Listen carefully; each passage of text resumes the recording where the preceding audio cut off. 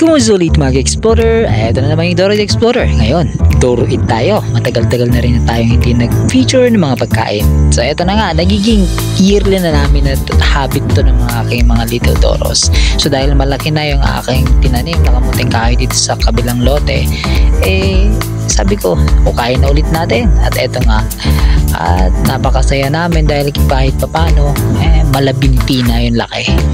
Pero magi 8 months pa lang ito mga explorers mula ng aking itanim, so mabuhaghag siya, hindi siya mahirap tanggalin.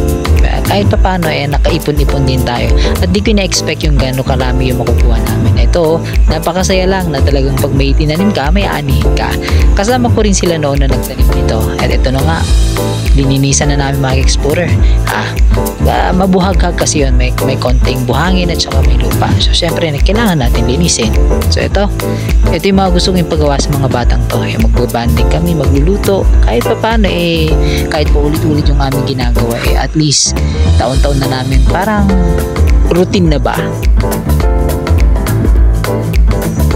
So yun, gaya ng dati, kailangan itong kudkurin ng mano-mano. So at least nakairam kami at ito na nga, dalawa na kami. Tapos si Jake naman mamaya, hindi ko na siya na-video. Siya yung nag-video dito Ayun. So syempre nanguha na rin ako ng dahon ng saging na saba, yung pambabalot natin mga explorer. At dahil ready na at napiga na natin ang kamuting kahoy na nagudgud natin mga explorers, so ito, natitimpla na natin. Ito, overload na talaga sa buko. Mas marami na ata yung buko. Tapos ito yung kakanggata ng nyog.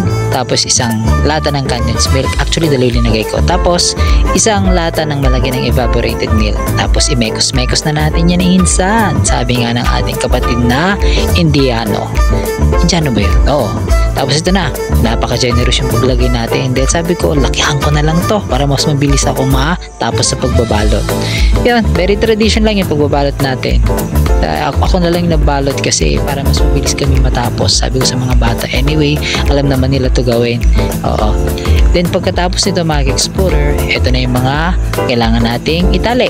Ayan. So tiga-4 yung ginawa ko. Sabi nga ni Jake, tigli-5 daw. Sabi ko naman, wag na, baka bubukayan pag na-steam na natin, sabi ko. Yun.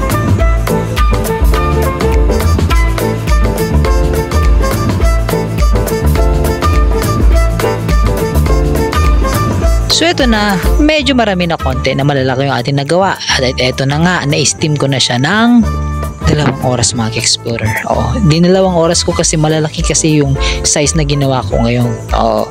So ito na, mainit-init pa mga explorer. Baka magpagtaka na naman kayo. Ito yung kamuting kahoy na tinatanim ko na instead na yellow, puti yung laman ng kamuting kahoy na ito. So hindi siya yung typical na nakikita natin yellow na kulay ng kamuting kahoy. Pero masarap siya. Nakakatakam talaga. Overload siya sa buko, as in. So yan, satisfied na naman natin mga little Doros. So ayun, maraming salamat ulit mga explorer. Bye bye.